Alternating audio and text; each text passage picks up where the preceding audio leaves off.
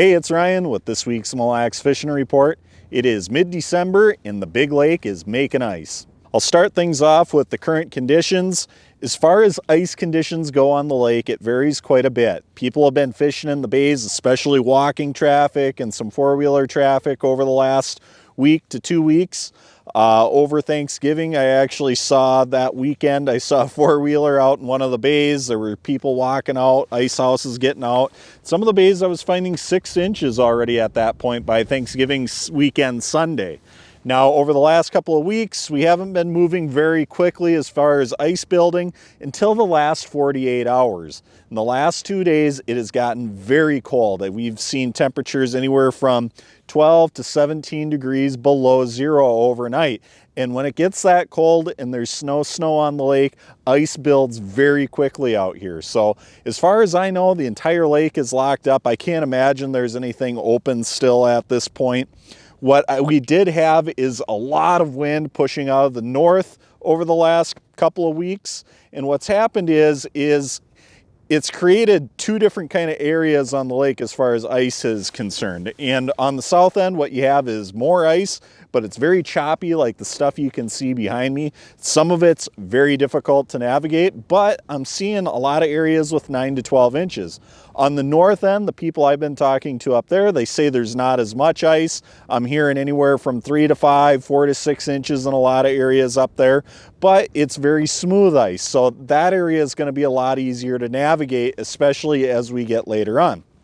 But if you're looking to get out right now, there's people getting out in the bays. They're putting wheelhouses out in the bays using dollies and wheelers or side-by-sides, and they're putting single-axle fish houses out there already this weekend. And by the end of the weekend, with the temperatures the way they're supposed to be, I figure that we'll start seeing maybe even a little bit of vehicle traffic out there. So things are moving quickly. They're progressing very fast, and it's moving in the right direction. I don't see any big sums of snow coming in the near forecast, and as long as we can get to that first foot of ice out here without any major snow on top of it, it should be smooth sailing the rest of the season, and I think that's the direction we're heading. Now, as far as fishing goes, my fishing's been pretty limited. I'm just getting out fishing right now. But there are a few things that work really well at this time of year. And so there's 3 main bites that I'm going to be pursuing over the next couple of weeks here.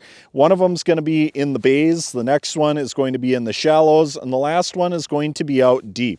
Now, if you're going to be fishing in the bays, there's a few different opportunities for you. There's a lot of perch in the bays. If you're looking for perch, just bring some spikes and some small tungsten jigs. Gold or fire tiger work well, and bring a lot of spikes. Get ready to sort through fish, because a lot of times, be it cove, aisle, lock on, there will be keeper-sized perch in the bays, but you got to sort through a lot of little ones to get to them. For the pike, what I would do is go with big shiners. Suckers can work well for the pike too, but my favorite is a big shiner, be it a silver or a goldie, on a plain hook, like a size 2 hook or a treble hook rig of sorts. Get it down there a couple feet below the ice on a nice weed line, something in that 9 to 12 foot range. Wherever you can find good green cabbage, that's where you're going to find those pike. That's the same area where you're going to find those perch a lot of times. When you're fishing in the bays, there's definitely a walleye bite, but generally you're going to find it in the evenings. What I look for the walleyes in the bays is I try to find wherever rock meets the green cabbage. A lot of times you're going to find that anywhere from 6 to 12 feet of water. Wherever that rock cabbage transition is, those are going to be the sweet spots for walleyes, especially at dusk. For the walleyes, a set line with a shiner is always a sure bet. The other thing that can work well out here is just a buckshot with a minnow head on it, be it a rattle spoon, whatever your favorite rattle spoon is. Tip it with a minnow head and fish it pretty aggressively, especially in the morning and evening. For the shallow bite, when you get out to the main lake, that's what we're going to be pursuing first, because that's the first thing we can access. That's mostly rocks, and generally what I'm doing is I'm looking for rocky transitions in anywhere from about, I would say, 10 to 12 feet of water. You can be a little bit deeper, you can be a little bit shallower, but that 10 to 12 foot range has been very productive for me the last couple of seasons.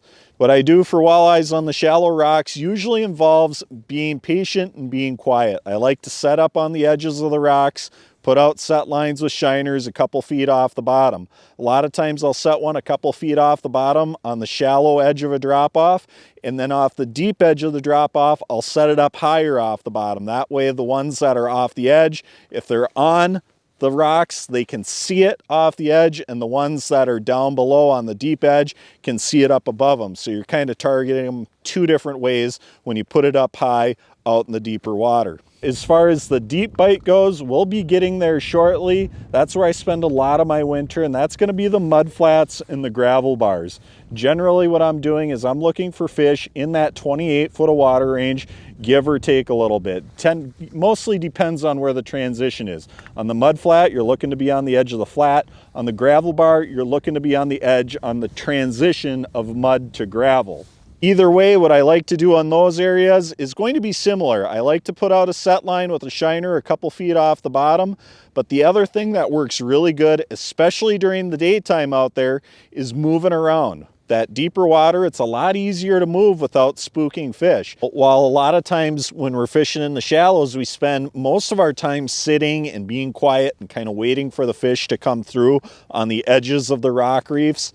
When we go out deep, we'll do things differently. And the reason being is the fish are a lot less spooky when you go out deep. 12 feet of water on clear hard ice like this, when you have your ice spikes on, those fish can hear everything. They can even hear your voices through the water.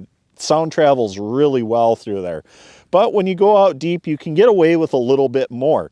So what we like to do is go out to the gravel bars and mud flats during the day and drill a lot of holes and move around on those transitions and those edges. On the gravel bars, we'll fish that mud to gravel transition in about 28, 30 foot of water, somewhere in that range. We'll drill holes on the edge and we'll look for fish out there during the day.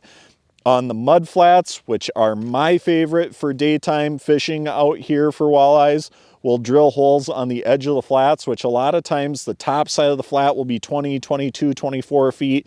The bottom side of the flat will be 28, 30, 32 feet. So we'll drill holes along those edges of the flats and we'll move along and we'll look for aggressive fish with rattle spoons.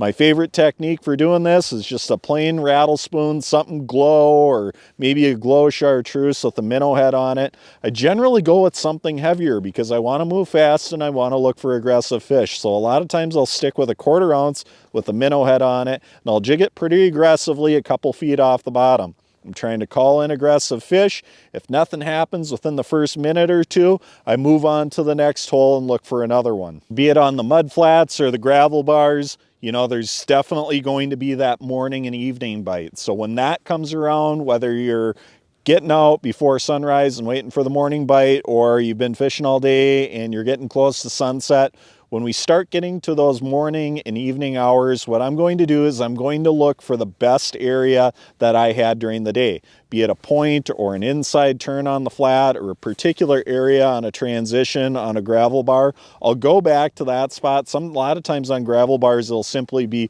right on top of the gravel bar itself up in 20, 22 feet of water.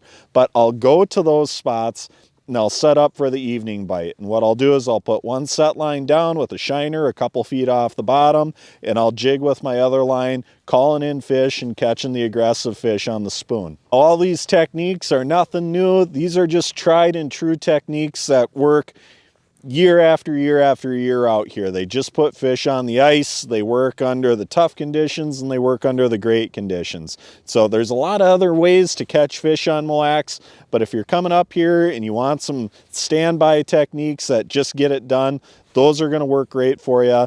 Those 3 different bites, be it whether you go for fish in the bays, the shallow rocks, or out deep on the mud and gravel, those are all techniques that can work and catch fish throughout the season.